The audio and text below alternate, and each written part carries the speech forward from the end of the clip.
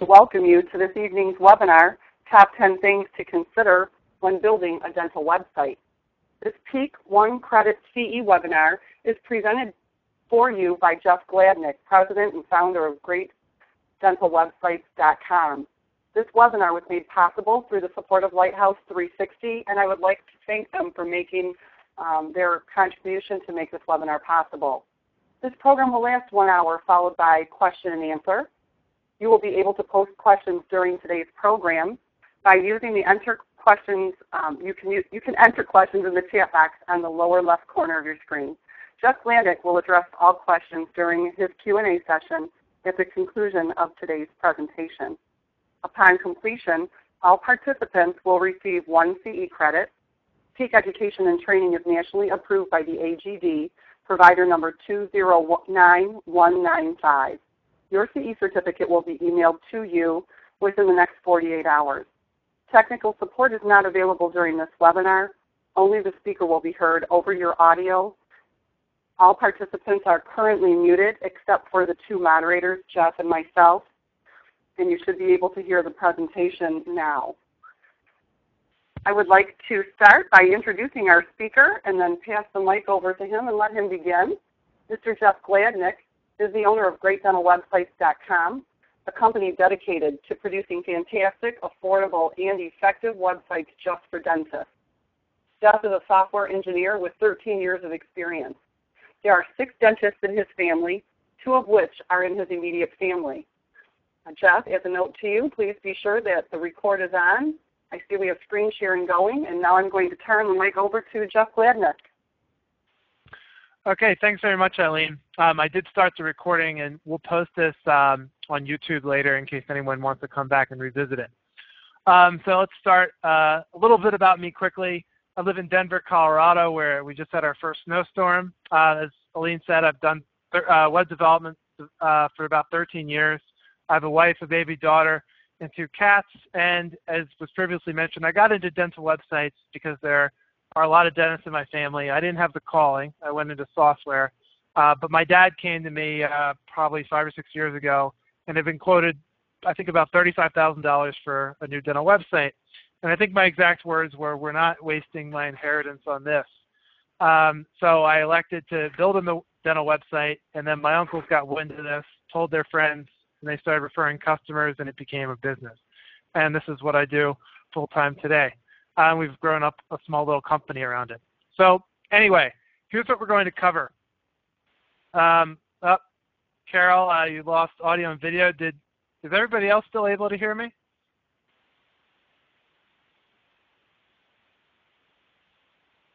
I just want to make sure everybody's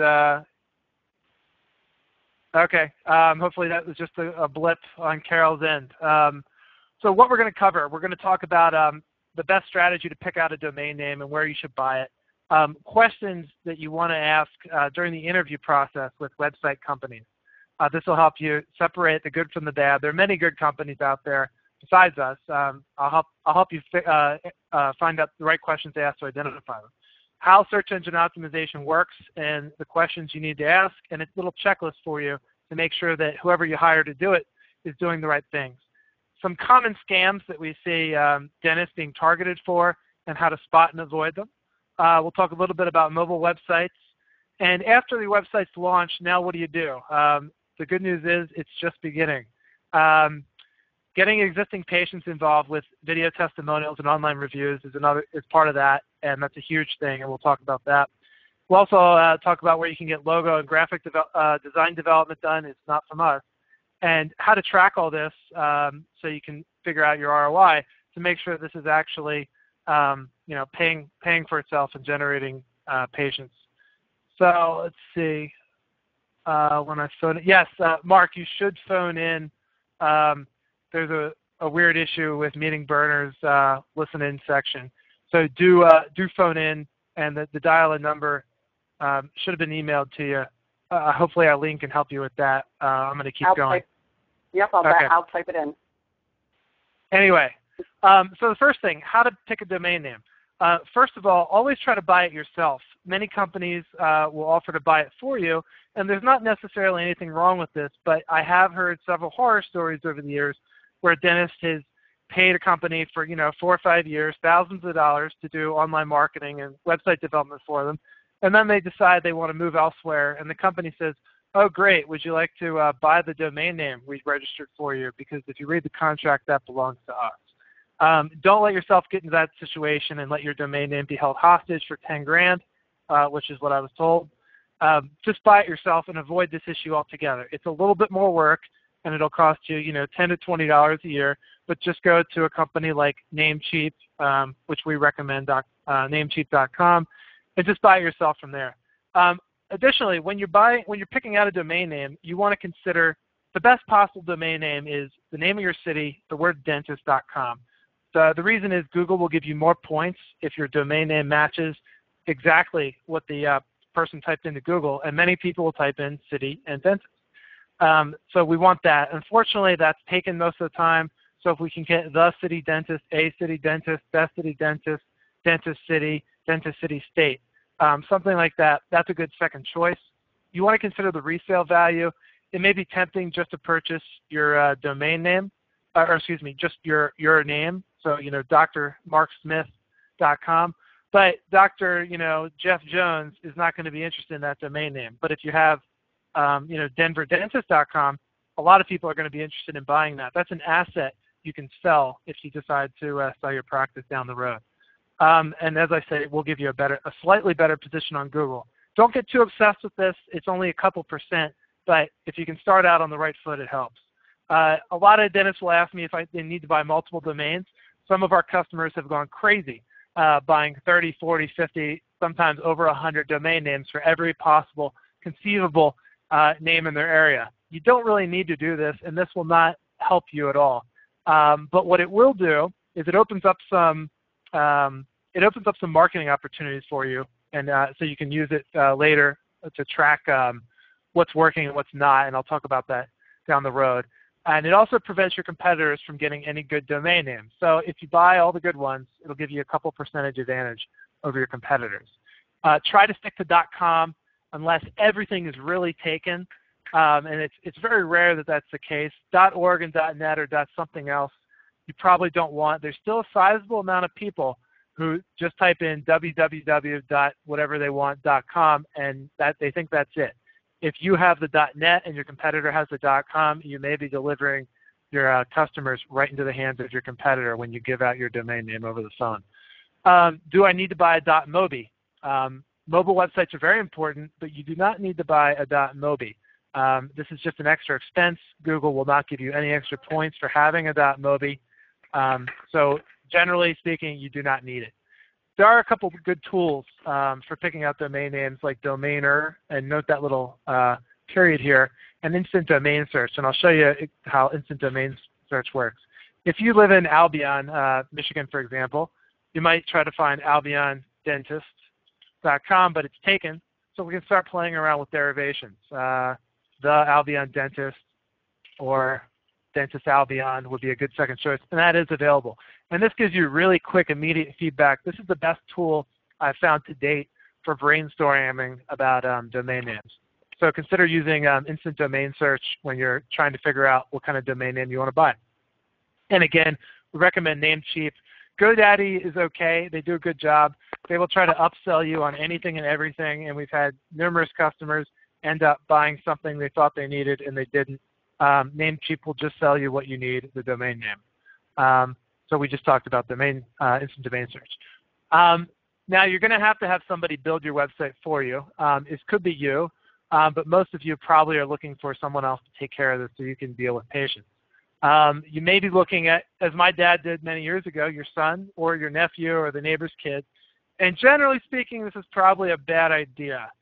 While they might be able to make you a website, are they going to also be a good copywriter? Are they going to have experience doing search engine optimization?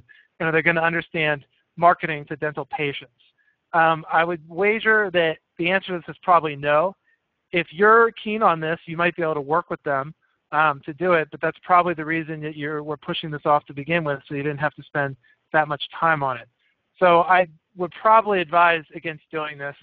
Another example, or another option is local web developer or a company. There's lots of local developers, some of which are very good and have worked with lots of local businesses in your area.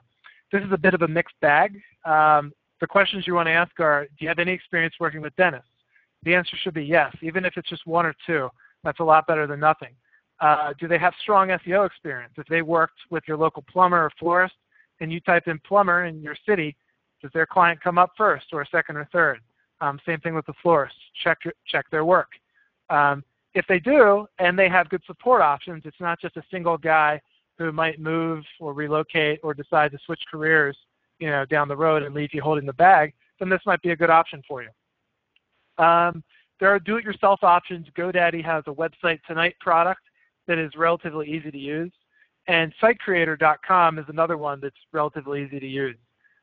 These are pretty easy things. You don't have to have a lot of web development experience.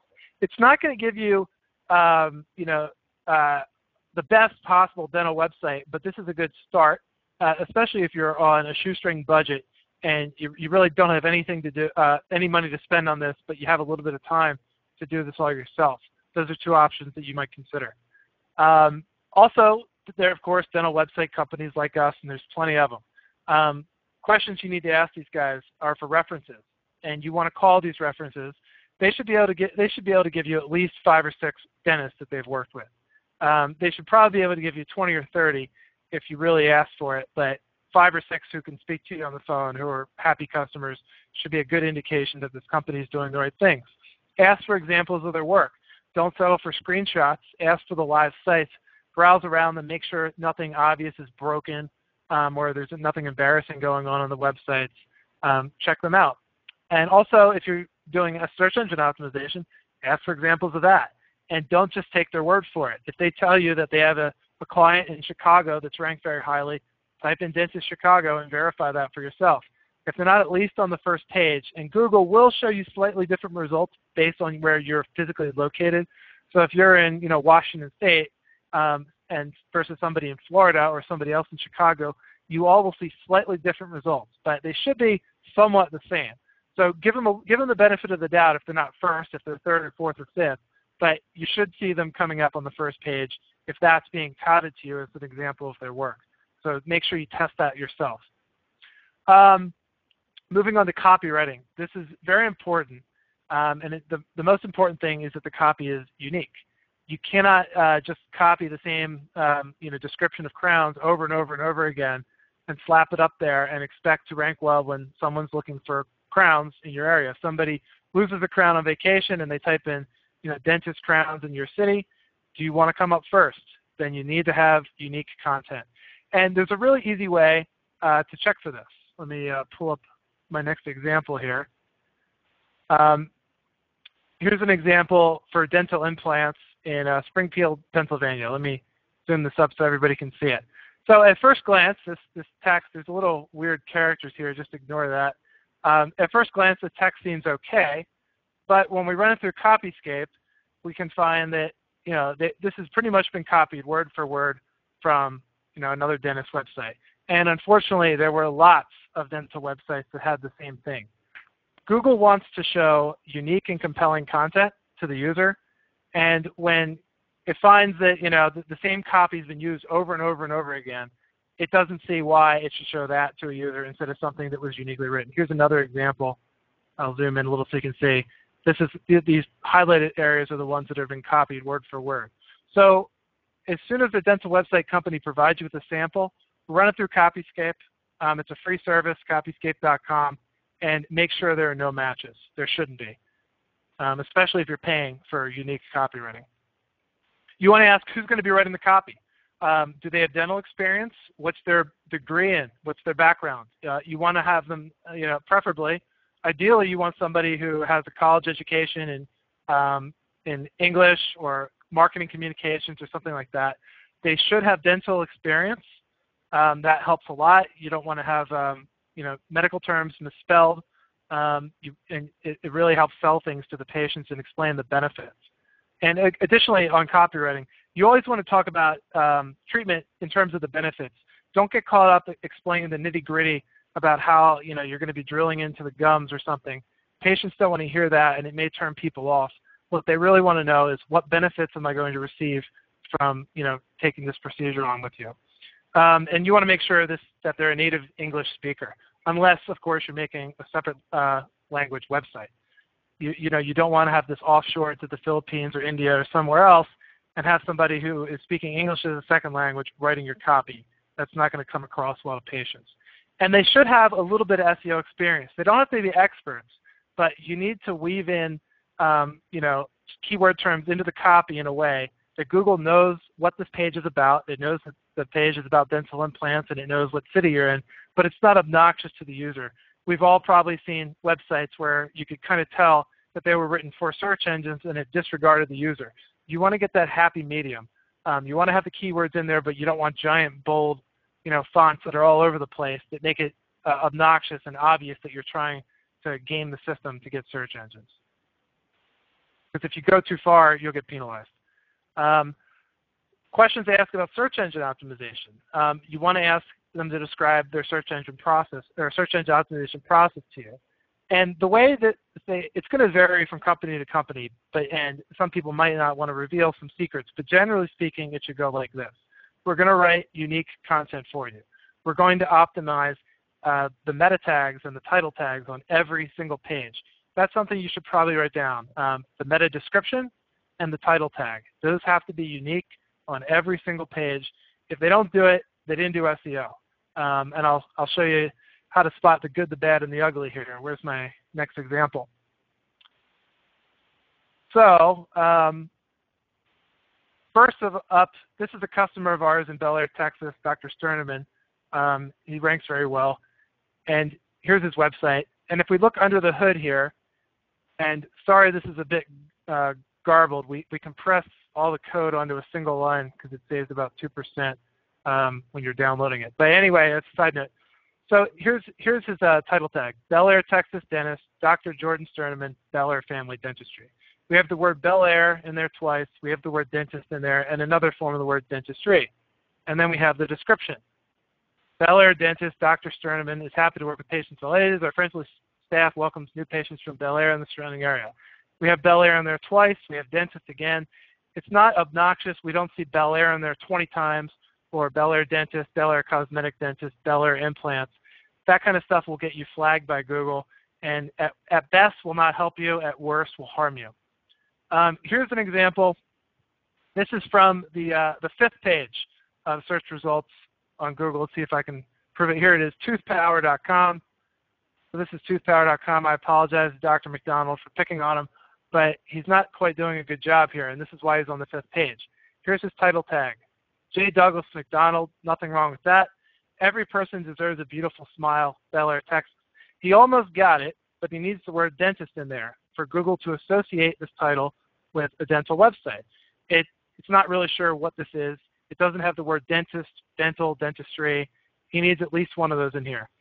The keywords can be ignored. Google disregards them.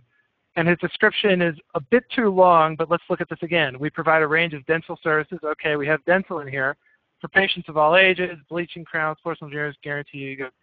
Now this is good, except it doesn't have the word Bel Air in here.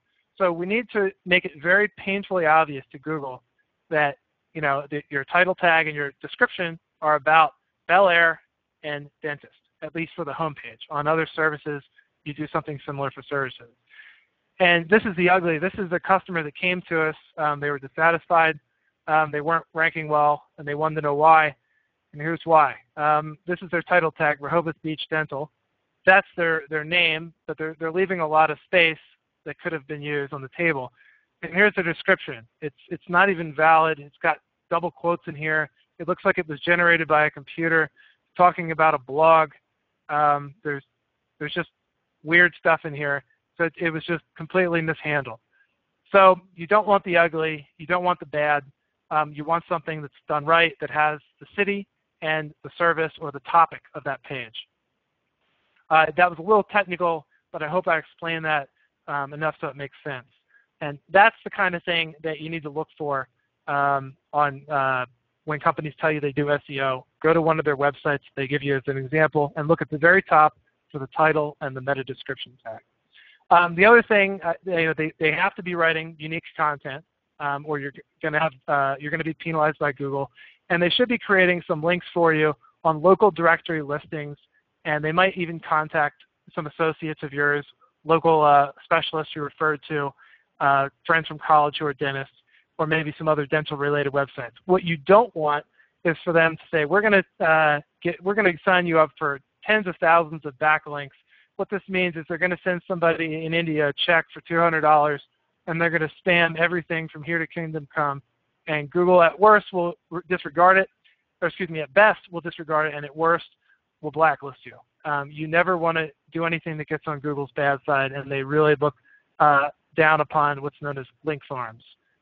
If somebody tells you thousands of links or even hundreds of links, that's too many. You don't need hundreds. You need a few good ones. Quality is much better than quantity in this respect.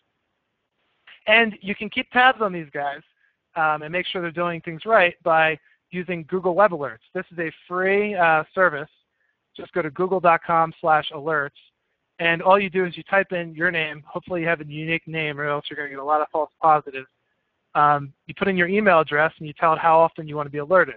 And anytime Dr. Gladnick appears, you'll get an email that said, hey, there's been a new post on the web somewhere. We picked it up, and it had Dr. Gladnick.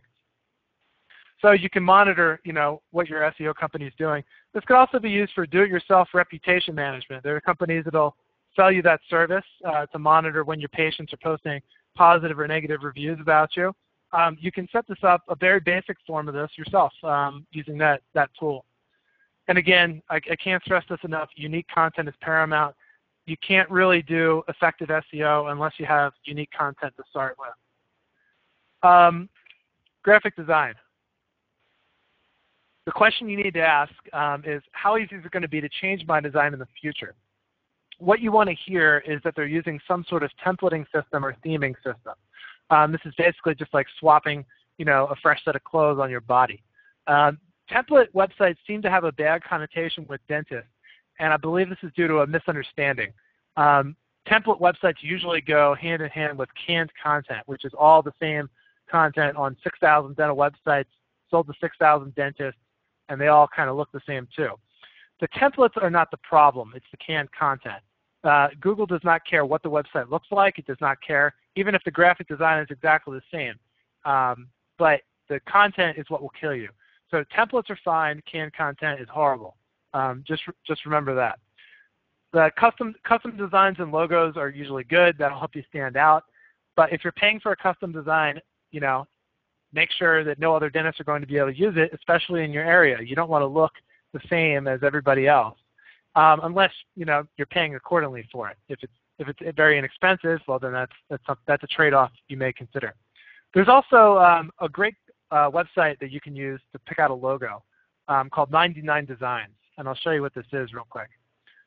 This is a dental group, Warunga. I'm not sure where this is. It sounds Australian, but for $217, they received 110 entries from 28 different designers, and this is the logo they chose.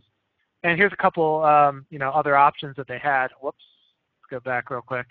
We don't need that whole thing, but you can kind of see they had a lot of pretty decent-looking logos, and they ended up going with, and a lot more are off this page. They had 110 submitted to them, and I believe, at least the last time I checked, with 99 Designs, if you don't like any of them, you don't even have to pay it.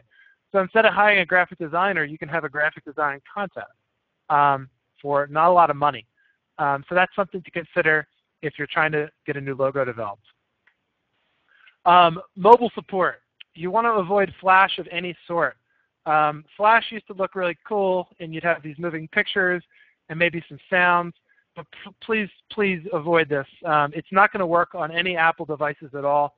Steve Jobs seemed to have a personal vendetta against it, and iPhone, iPad, none of these will display Flash. There are ways to install it if you're a hacker, but most of your patients are not. Android devices won't support it. Adobe, the company that makes Flash, is even phasing it out. So I highly recommend against using Flash. A lot of that nifty stuff, the slideshows, can be accomplished with JavaScript, which will work on all of these devices. There's really no reason to use Flash. If you hear a company say Flash, say, no thank you, let's do something else. You want to know what kind of platform, what kind of technology your website is going to be running on. In the old days, people would make plain HTML, and there's still some companies that do this. There's nothing inherently wrong about this, but it's going to be very difficult and very expensive to maintain. You're probably not going to be able to make any changes yourself. So if you want to add a staff person or add a before and after gallery item, you might have to pay for it, and it might take 2 weeks to get done. That's a common complaint we hear from customers who are coming to us who had HTML sites in the past. A very popular option is WordPress and other open source content management systems. These require a little bit of technical expertise to set up, but if you're a little bit technical savvy or you have a little bit of experience with HTML or websites, you may find these very handy and you might enjoy working with them. The good news is they're free. They do take a little bit of time and effort to set up, but these are a decent option. And the nice thing about these is they're very portable. You can just download this and then re-upload it somewhere else and call it a day. So you'll have a little bit more ownership, but with that comes responsibility. You need to make sure that WordPress is kept up to date. If you let that get too far out of date, if you let several versions slip, you run the risk of being hacked. With any open source content management system, especially the popular ones, are usually pretty secure if you keep them up to date. So you need to be fastidious about this. And there are lots and lots of plugins for WordPress. These all need to be kept up to date as well. If this sounds like more responsibility than you're willing to take on, you might want to reconsider this option. The last option is a custom CMS or a platform. That's the type of system we run and several of our competitors run. Basically, this is a custom content management system that's made just for dentists. The advantage here is it's usually much, much easier to make changes. You don't have to understand what a content collection is or data objects or stuff like that.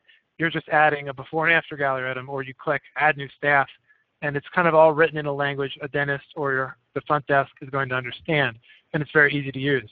Upgrades are usually handled automatically with this type of system. So when Google makes changes to their algorithm or new features come out or new social networks need to be integrated, this is just done for you. Some companies may charge for it, some may not. Ask, and that kind of moves into phase 2.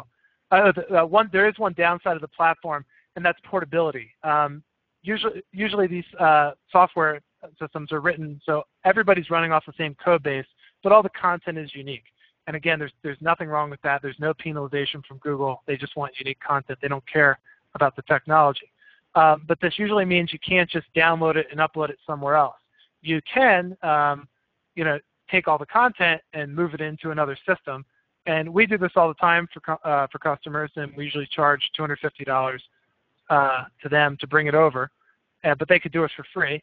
So there may be, a small penalty that you have to pay to the new guy if you leave the old guy, if you go with this system. But you don't have to worry about security. You don't have to worry about upgrades. These things will just be done for you. So it's a trade-off. How much control do you want?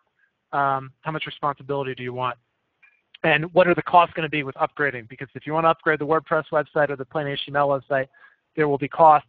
If you don't, then it's not an issue. So we talked a little bit about the upgrade process too. So some common scams that we see all the time. We talked about hijacked domain names, and that's why I recommend you buy your own domain. Don't get in the position 5 years later after you've spent all this time building a great dental website to have the company say, we own that domain, but we'd love to sell it to you for $10,000. Don't let yourself get put in that position by yourself. Plagiarism, either from laziness or greediness or just plain ignorance. Companies will copy the same content over and over. This will not help you on Google, and it probably won't impress patients either. They might even recognize the same content over and over again. We've seen some companies just copy right from the dental implant section on Wikipedia. That's not going to be very helpful, especially if there's a patient that's been doing their research. They'll probably pass you over. Also, paid ads sold as search engine optimization. We see this from time to time. A company will tell us, we're paying $1,000 a month for search engine optimization. And we'll say, well, what are they doing? And they'll tell us that they come up first on Google, and we'll type it in, and they do in the ads. So what the company's done is they didn't do any work. They're just throwing money at the problem at Google, and then people will click on that, and they'll be charged, and they'll spend up to $1,000 a month, probably a little less, so they can make a profit. And there's nothing wrong with using paid ads. But there is when you sell it as search engine optimization, because search engine optimization, if done properly, will have long-lasting effects. Sure, it may fade over time if you don't touch it in years, and your customer and your competition, the other dentists, all are building websites and doing search engine optimization and actively, promoting their business. But it'll take a while for you to get displaced. But paid ads, once you stop the money spigot, the patient spigot shuts off immediately as well.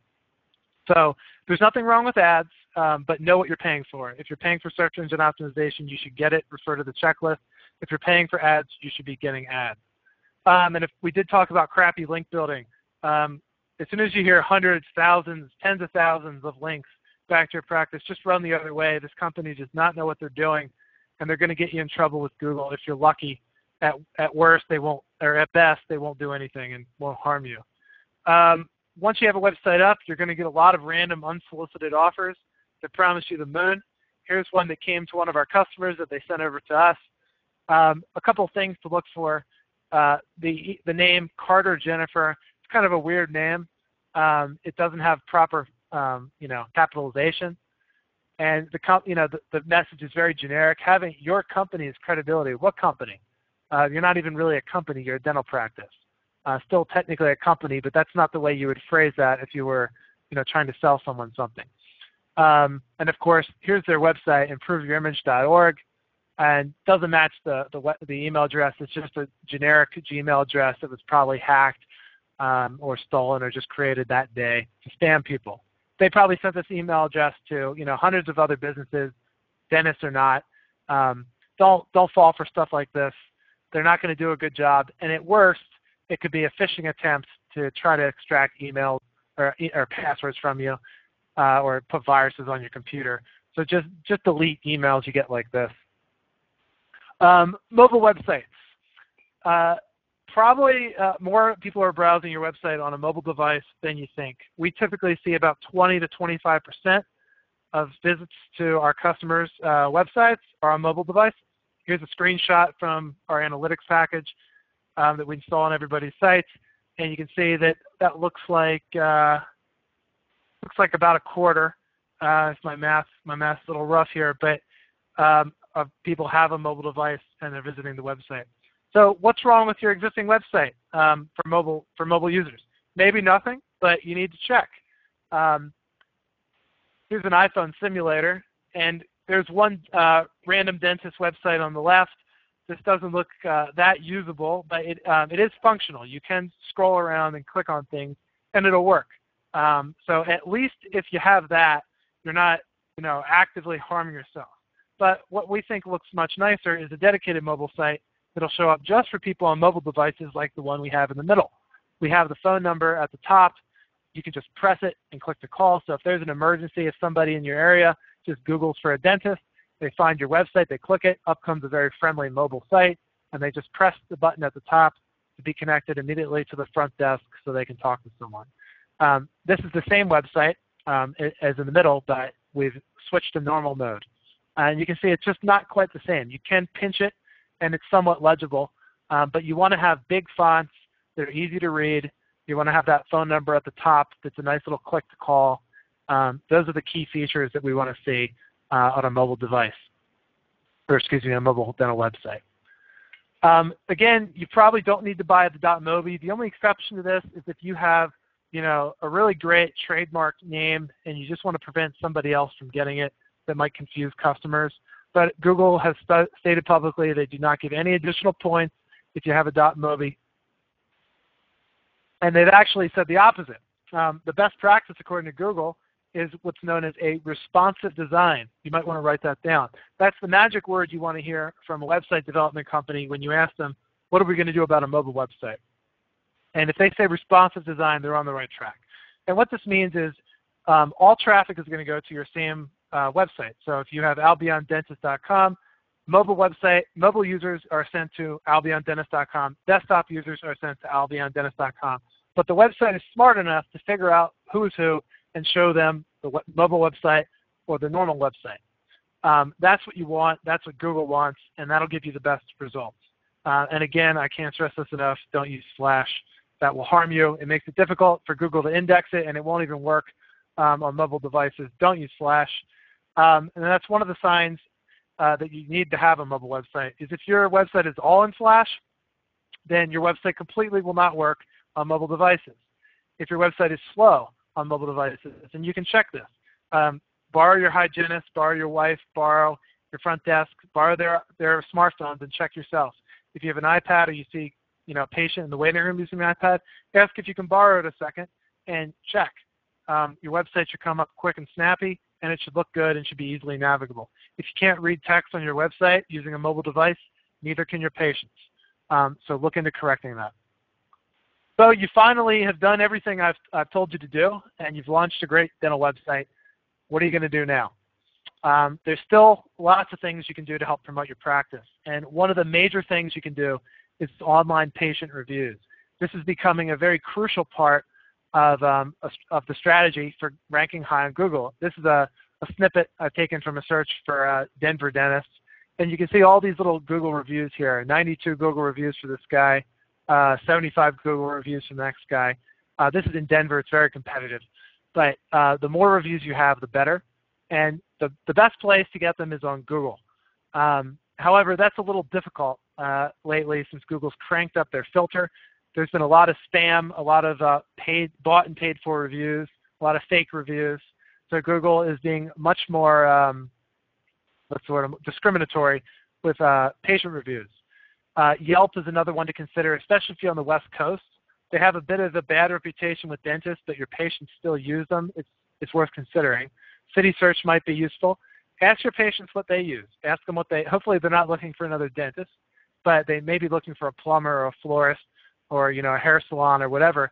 Ask them what local review sites they consult when they're looking for these. And if you email me, and I'll have my email address at the end of this, I'll give you an example template that we give our customers to send to their patients to ask for reviews. And it explains that Google may flag them. It kind of puts them in a bucket and says, if you have a Gmail address, use Google. Otherwise, try these other addresses. You try to cut down on Google flagging the review. But you do want to develop a process. And the process should be something along the lines of a patient comes in and they're happy. The front desk follows up with them to make sure treatment went well. And oh, by the way, we'd really appreciate if you left a review for us. Here's a couple links that you can do so to make it easy for them. There are automated solutions for this. The sponsor of this presentation, Lighthouse, one of their features is an automated follow-up email. So customers, and they might even do it with postcards too, but your patients will get an email that says, thanks for coming. Here's a link to leave a review. I think they can filter out if you're a Gmail user and send you just the link for Google Places, or just send a certain percentage to Yelp or City Search if you ask them to do that. So if you want to have it all happen automatically, consider our sponsor, Lighthouse 360. Video testimonials are something that everybody can do and are effective at convincing patients to trust you. And not only that, they come up on Google search results. Let me find my next live example here. Okay, here we go. So here's a search for dentures in Fort Collins. And you can see this particular guy, Dr. McCall, is coming up, not first, but close. But down below, we see a YouTube video. And boy, does this, if you zoom out, boy, does this jump out on the page. It's the only video on the entire page, and it's going to Dr. McCall. This is something you can do for free. And all you have to do is tag it just like this, Dentures Fort Collins. If it was about Invisalign, it would be Invisalign Fort Collins. If it was about dental implants, it would be about dental implants Fort Collins. You kind of get the pattern here. Try to set yourself a goal to upload one video for each type of service you offer your patients. And these do not, let me go back. These do not necessarily have to be professionally done unless you're the kind of practice that is, advertising what kind of celebrities are visiting you, and you're really ultra high end. I don't think these have to be professionally done. You can just do them with a nice camera on a tripod in a quiet room with very good lighting. If you do that and you don't speak over the patient who's giving the testimonial, keep it to 30 to 60 seconds. That should be great. That'll be convincing enough, and even if it looks just a little bit of, like it was done by the dentist himself, that's okay. It might give off the wrong vibe if you have a really slick, expensive-looking video it might give the wrong message that you're unaffordable. So try to make the video reflect the image that you want to portray to patients. And most importantly, use the right keywords. Just like having the title and the description on your website, on individual web pages, the same thing applies to videos.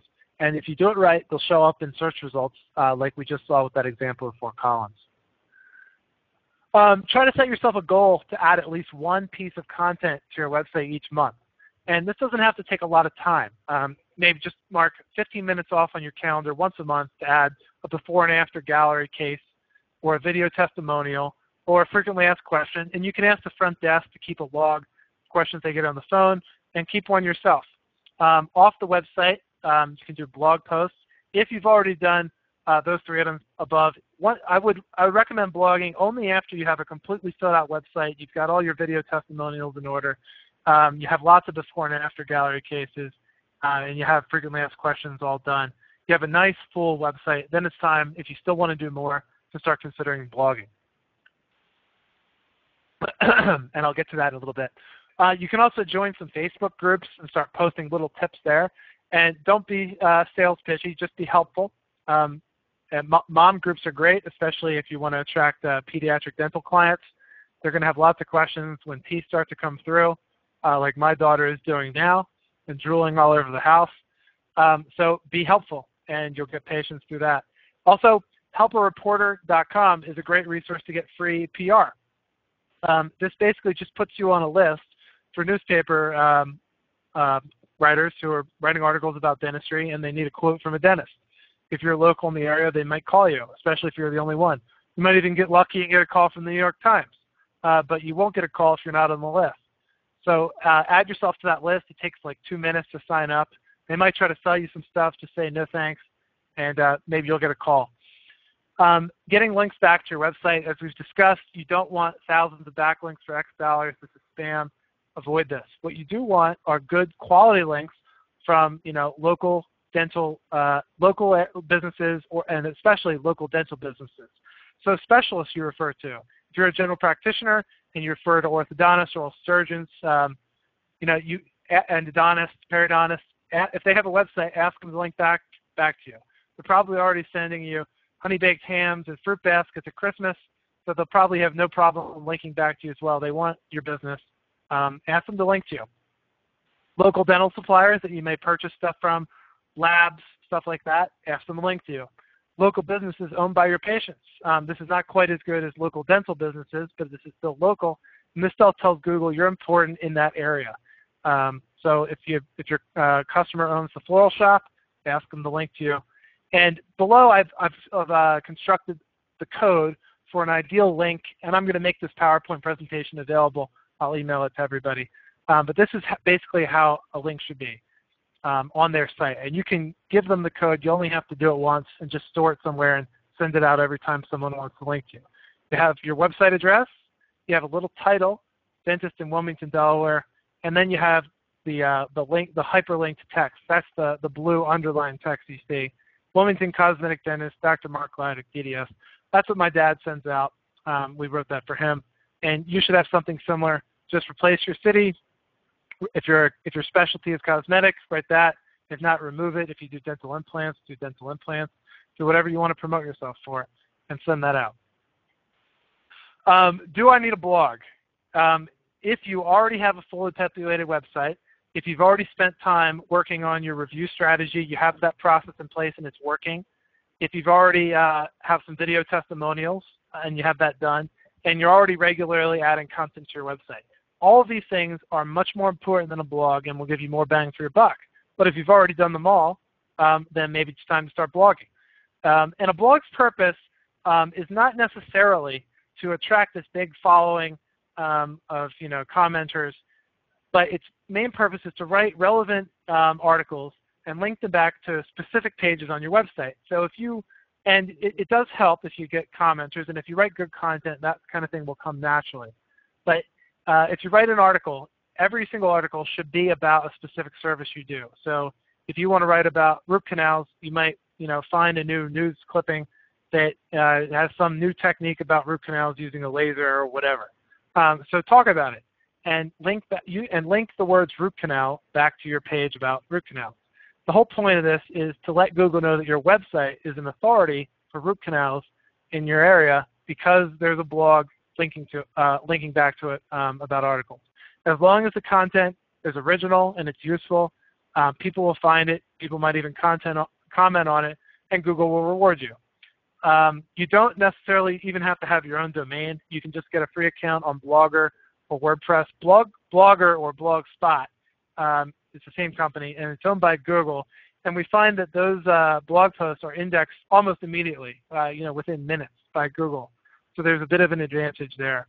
And of course, you can also offer to guest write on local blogs if you can find them. If there's a local blog for moms, offer to write an article about teething. And of course, link back to your web page about pediatric dentistry while you're there. You want to get rewarded for your effort. So tracking your return on investment. There's 4 questions that your front desk should always ask new patients. Did they visit the website? And you need to consider assist. If they tell you they were referred by another patient, still ask if they visited your website.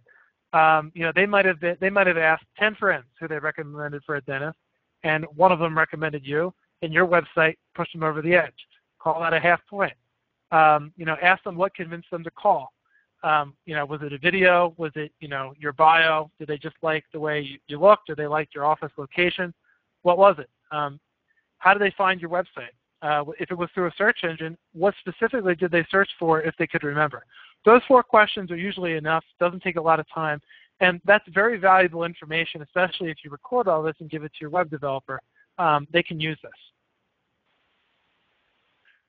Another way you can do things a little more scientifically is call tracking numbers. And I'll show you a quick example of this. Let me bring up my listing here. So this is a customer of ours in Louisiana. And you can see here his phone number is 337-334-3755. However, you can pass along call tracking numbers like this. So if he had a radio ad, he could label it like this, 337-4-radio, or maybe the church bulletin was 337-123-4567. And most website companies, and even the call tracking number companies that I referenced here, will give you little snippets that your web developer can put in your site. So it'll show the right number depending on where the person's coming from. So if you do online advertising with Google, everybody who clicks on the ad gets a different number. And that way you can figure out, if I just spent $1,000 in a month for ads on Google, how many calls did I get? Did I get 5 or did I get 50? And of those calls, you'll get a list, a little report, how many of those actually turn into patients, so you can work out if this is worth your money or not. You do have to be a little careful about using the call tracking numbers by default. If it's done improperly, you can confuse Google, who's using the phone number as a way to verify that you really are, that dentist. They have a big database of local information about dentists and other local businesses. And if your phone number doesn't match, it can get confused and it can penalize you. There are ways to get around this, but you have to be very careful. So make sure if someone wants to use tracking numbers by default, that they are able to properly explain to you. They're aware of that possibility by Google, and they can adequately explain that they have ways to deal with this. This is not bulletproof, even though we typically will store a cookie. So if somebody clicks on an ad and they see the ad tracking phone number, they'll see that for the next 90 days, even if they come back. So we still want to assign points to the ad.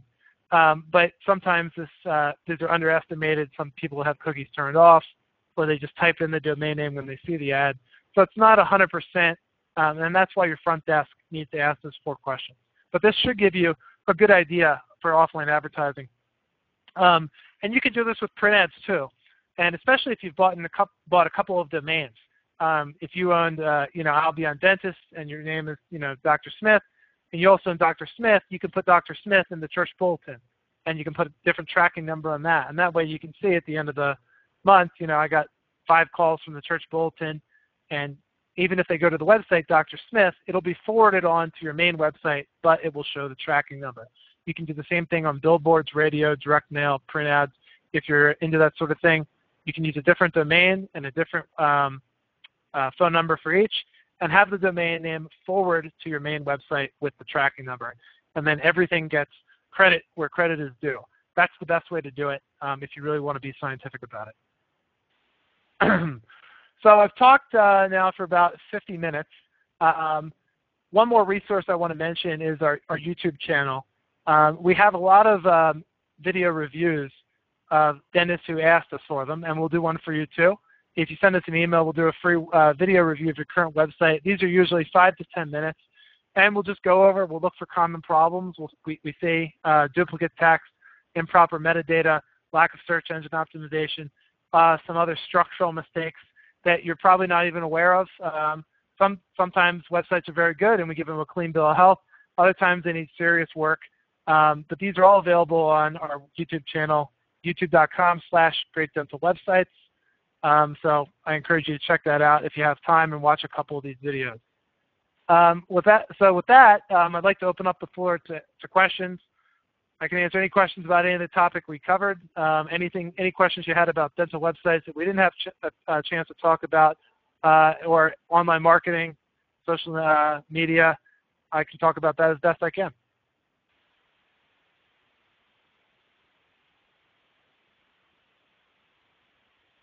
And to ask a question, just switch to the chat link right here. There should be a little chat window. If you scroll over to that and click chat from the participants, you should be able to ask a question. You're welcome, Roxanne. Glad you liked it.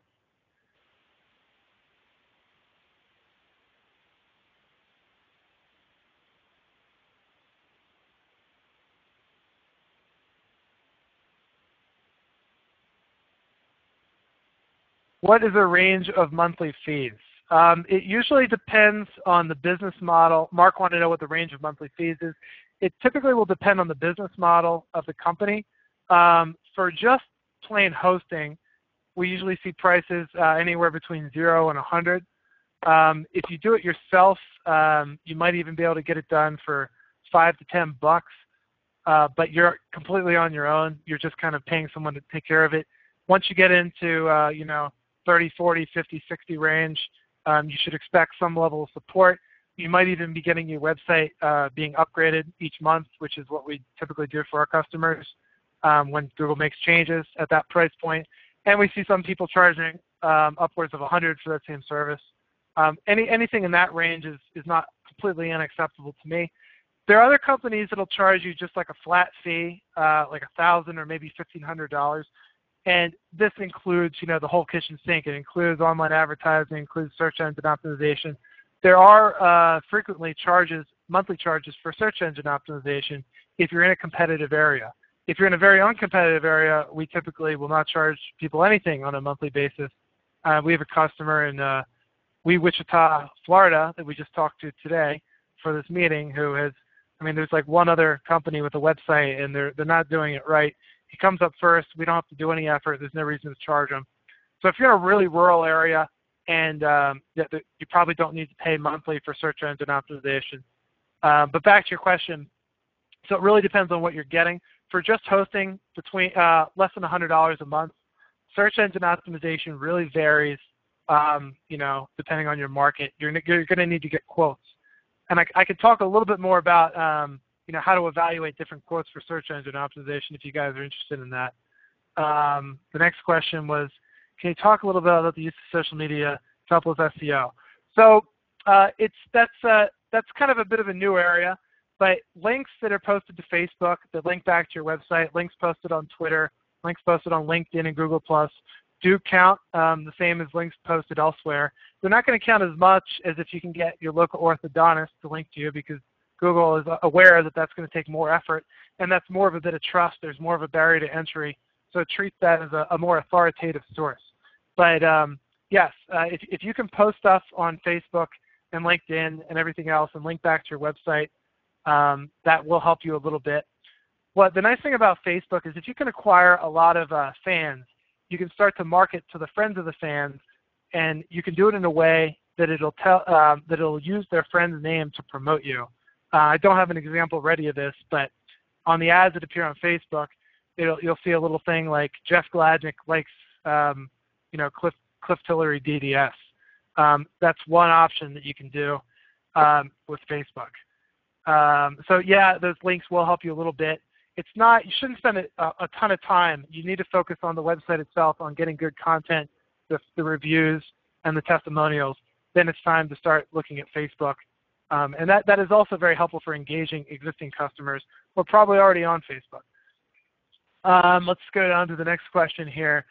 Should you have photos of your staff on the web page? It depends on you. If your staff is photogenic and you think it's a benefit, if you think that a patient would appreciate seeing it, yes. If you do not think your staff is photogenic or they're scary or something, then by all means don't do it. But generally speaking, the more pictures we see, the better. There's a lot of people who have apprehension about going to a dentist in the first place. Some of your customers probably love you. Some of your customers are probably terrified of you. So the more you can do to kind of ease their fears and kind of reduce their anxiety by giving them more information. Here are the people you're going to be dealing with. Look, they're smiling. They're not going to hurt you. You know, they might stick a needle in you. Don't say that, but you get the idea. You can also do videos, meet the staff, meet the dentist. I think those are very helpful too. So should you have photos on your staff on your webpage? Probably. How do you track analytics on Google?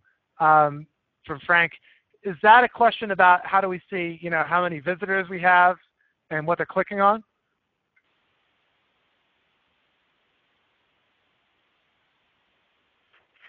Okay, let me show you a quick example of this. I happen to have this open. And I might even have, let's see if I have it. Okay, so here's, we'll take my dad since he's the official guinea pig for all these kinds of demonstrations. So the overview, we've installed Google Analytics on his site, and this is a very easy thing to do. So at the very bottom, if we view the source, you can just see this. There's a little snippet of code that Google will give you like this, and you just slap it in your website or send it to your web developer and have them do it. And once this is installed, Google will track every time somebody visits your site. Where we go here? So this tells us how many visits he had. He had 437 people visit his website in the last month, and that turned into 341 unique visits, and they viewed 1,800 pages. And we can break down, we can see what kind of browsers they had. Somebody in the last webinar was curious about supporting old browsers. We'll find out how old a version of Internet Explorer are your customers using. In this case, nobody's using less than 7, which is good. There were lots of problems with 6. It was the bane of software engineers and web developers like myself. But this also tells us, you know, it's almost an equal split between Internet Explorer, Firefox, and Chrome and Safari. And then, of course, we can check mobile devices. How many mobile users. It looks like his mobile devices have gone down slightly since last time I took a screenshot.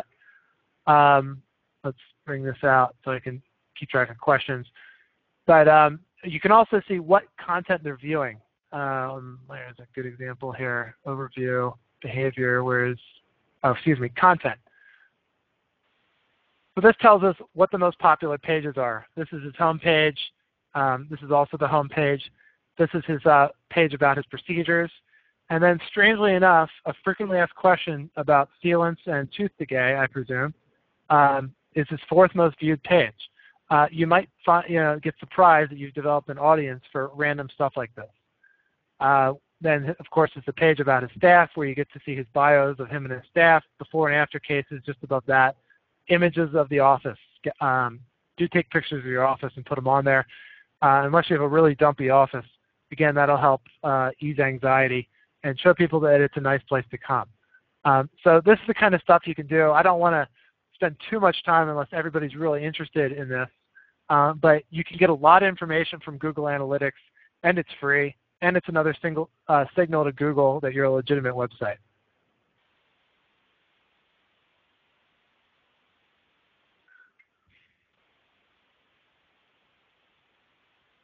Any other questions about analytics or SEO or copywriting, graphic design,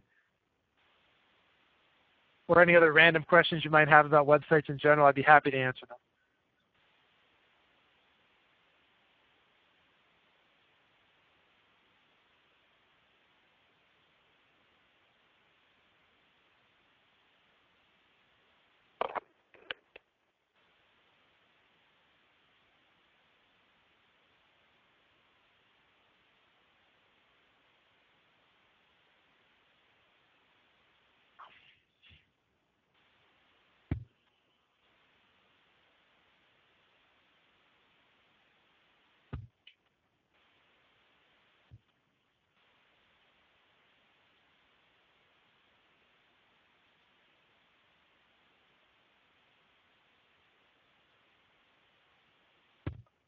Great answers, Jeff. Okay, I was going to just turn it over to you. Thanks. Hey, great answers, Jeff. Do we have any more questions? We'll leave it open for about 20 more seconds as everyone's thinking.